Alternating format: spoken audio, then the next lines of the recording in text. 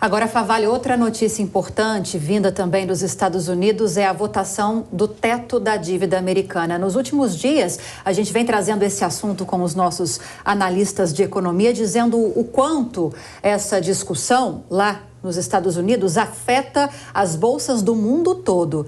A discussão está agora, de fato, no Congresso americano. Conta pra gente, então, afinal de contas, quais são as propostas dos partidos para ajustar os gastos do governo e o que é, efetivamente, esse teto da dívida americana? Vocês já entenderam que não é um problema só nosso, né, do Congresso brasileiro, do Brasil, o teto de gastos. Isso acontece também na maior economia do mundo. Para tratar de números, eu explorei aqui os dados dentro de um gráfico. Primeiro, para que todo mundo entenda qual que é a situação hoje dos Estados Unidos. Os gastos, o orçamento é o que o Congresso libera para se gastar para manter a máquina pública americana funcionando. Hoje eles estão aqui, ó. De outubro a dezembro de 2021, houve um consenso de que precisariam de 28,9 bilhões de dólares para tocar, então, o teto de gastos do orçamento dos Estados Unidos. Hoje a discussão é aumentar para 31,4%. É um acréscimo pequeno, mas que pode fazer toda a diferença. Agora, essa risca mostra o que era o teto de gastos, o orçamento dos Estados Unidos, em 3 de outubro de 2005, 8,20 bilhões de dólares. O que eu quero chamar a atenção para vocês é que num arco de tempo que não é de 20 anos, este orçamento, este teto da dívida, ele praticamente quadriplica. Por isso que os americanos, sejam políticos ou cidadãos comuns, mercado financeiro dos Estados Unidos e o resto do mundo, tá muito de olho nesse resultado aqui. E sabe quem está de olho também? A China. Isso ajuda a explicar por que a China bem provavelmente vai conseguir passar o PIB dos Estados Unidos, se tornar a maior potência econômica do mundo ainda nesta metade de século.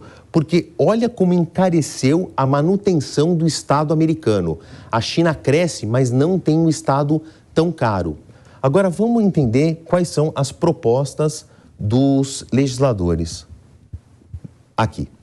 Bom, qual que é a discussão que está sendo votada no que a gente chamaria aqui de Câmara Baixa, né? Lá, a House of Representatives. Nós chamaremos aqui de deputados federais. Eles estão discutindo um orçamento para o ano fiscal 2024-2025 que vai aumentar apenas 1%. Vai caber no orçamento? Olha só, a inflação agora, entre 2022 e 2023, está em 6,4%. Dá para prever como é que vai terminar o ano? Dá para dizer que talvez seja um pouco menor. Vai ser de 1%? Não vai. Então, a gente já entende que o orçamento 24-25 vai ser menor do que a inflação. E aí é que essa é a discussão agora na Casa dos Representantes, nos deputados federais. Vão ter que rebolar para saber como é que eles vão enxugar as receitas para fazer que o dinheiro caiba no orçamento. Quais são as propostas, então, que estão sendo discutidas entre republicanos e democratas? Pegar 20 bilhões de dólares que eram reservados para atividades do que aqui a gente chamaria de Receita Federal. Então, a Receita Federal, essa organização nos Estados Unidos, deve ficar 20 bilhões de dólares mais seca, né, menor. E 30 bilhões de dólares em ações de combate à Covid, muito importante, eu preciso fazer esse esclarecimento, de ações não obrigatórias pelo governo, que eram ações paralelas, ações de prevenção. Então, a discussão é tirar 30 bilhões de ações não obrigatórias para o não reaparecimento da Covid, mais 20 bilhões da Receita Federal, somando aí 50 bilhões, que vão ser divididos em outras pastas, a exemplo de saúde, educação, habitação. Essa é uma das propostas para a solução do teto da dívida. Outra, os chamados food stamps, também aparece ali na proposta. Vão receber um aumento. Por quê? Por conta do desemprego, nessa época dos Estados Unidos pós-Covid, muita gente precisou dos chamados tickets refeição ou vales refeições. Esses food stamps são selos que os governos estaduais e o governo federal distribuem para desempregados, por exemplo, para conseguirem pegar comida. A proposta é que deixem de atender pessoas entre 18 e 49 anos e passem a atender pessoas de 18 a 50 anos e também estendam esse benefício para veteranos sem teto e jovens em idade adotiva. Os veteranos, que são uma força aí, pessoas que já serviram em guerras, fazem parte de uma parte da sociedade que o governo federal dá muita atenção.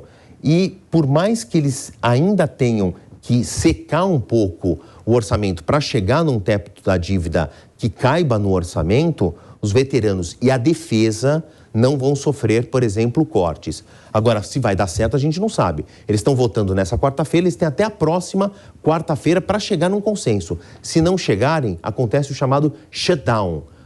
A economia dos Estados Unidos fecha. E aí o orçamento federal que vai para organizações não fundamentais, a exemplo de parques nacionais, bibliotecas, param de receber dinheiro e deixam de funcionar no dia seguinte. Isso já aconteceu em outros momentos da história dos Estados Unidos, a gente torce para que não aconteça agora. Agora, em momentos em que estamos em pré-candidatura, isso vai ter um impacto político no chamado capital para todo mundo. Lívia, Daniel? Uma bela de uma munição, com toda certeza, para a oposição ao atual governo. Marcelo Favalli, obrigada mais uma vez pelas explicações. Uma ótima noite a você.